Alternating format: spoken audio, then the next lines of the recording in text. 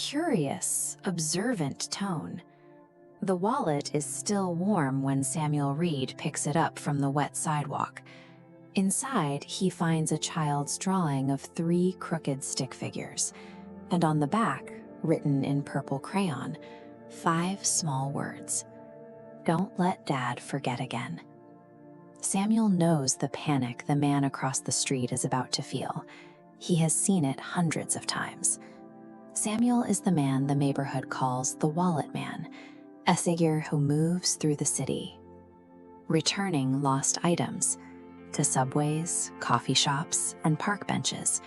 He never leaves a note or waits for a reward. He slides wallets under apartment doors and leaves forgotten phones with bartenders before the owners even realize they are gone. He avoids viral fame and modern gratitude with the precision of someone who doesn't want to be found. People in the city have started talking about him. Some call him the Wallet Man. Others think he's just a rumor. But Samuel isn't doing it for attention. For Samuel, every returned wallet is a payment toward a debt he has carried for 15 years. His obsession isn't born from simple kindness. It is a calculated, daily attempt to balance a scale he tipped when he was a teenager, a weight he feels he can never fully lift. 15 years ago, Samuel was a 16-year-old living on the streets. He was a student of Eddie Voss, a veteran thief who taught him how to navigate crowds and lift a wallet without the owner feeling a single stitch of their jacket move. Samuel's life changed on a subway platform when he stole a wallet from a man named Walter Quinn. It contained $60, a transit pass, and a silver St. Jude medal.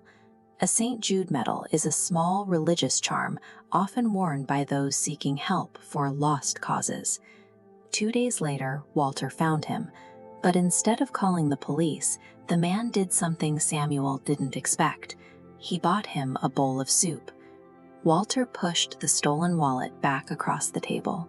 He told Samuel that everyone takes from the world when they are desperate, but eventually, everyone has to decide what they are going to give back. Walter offered him a job at his repair shop. Samuel spent the next several years cleaning the floors and learning how to fix broken shoes and torn backs, items most people in the city would have simply thrown away. Day after day, Samuel stitched leather and replaced rusted buckles. Learning to make discarded objects whole again replaced his impulse to take with a pride in restoration. The workbench became the place where he learned that things and people could be fixed. In the present day, a development company, a firm that buys urban property to demolish and rebuild it, set its sights on Riverside Shelter, a place that housed dozens of homeless families. Walter had proof the building belonged to the shelter, but the documents were in a safe deposit box. A safe deposit box is a secure, individually rented container kept inside a bank's highly protected vault. The crisis began when Walter's daughter, Clara, had her wallet stolen just days before the court hearing. Inside that wallet was the only key to the bank vault. Samuel recognized the thief immediately. It was his old mentor, Eddie Voss. Eddie had traded the streets for a corporate paycheck, working as an intimidator to ensure the development company could clear the land without legal interference. Samuel tracked Eddie to a warehouse at the docks. The confrontation was brief and violent, a desperate struggle between the man who taught Samuel how to steal and the man Samuel had become. Samuel grabbed the envelope, but Eddie was faster with a match. Before Samuel could stop him, the papers burned. The proof was gone. Standing by the docks, Samuel felt the weight of his failure. For a decade, he had focused on returning small items to balance his own past. But now, his inability to stop Eddie threatened the lives of every family in the shelter. All those hundreds of returned wallets couldn't stop a bulldozer. Samuel returned to the repair shop and placed the ashes on the workbench in front of Clara.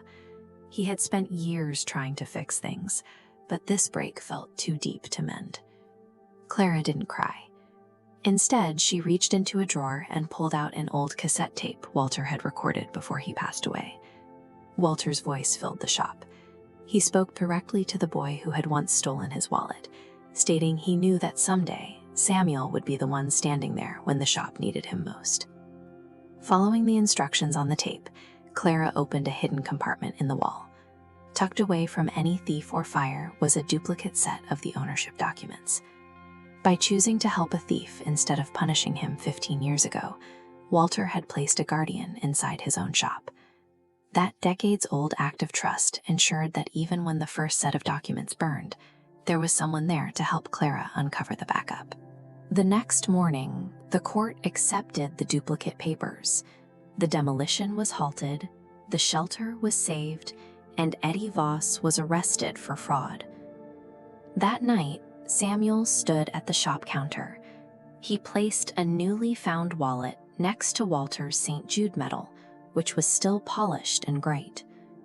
He looked out at the busy street, realizing the city would never stop losing things. Phones would fall, keys would drop, and wallets would slip from pockets. His work was not a one-time payment, but a lifelong practice. For the first time, Samuel didn't run. He stayed in the shop, standing in the light, and waited for the owner of the wallet to arrive so he could finally hear them say thank you. Redemption isn't a destination. It's the daily choice to return what was lost. For more stories about the hidden figures who shape our world, subscribe to Hidden Lives.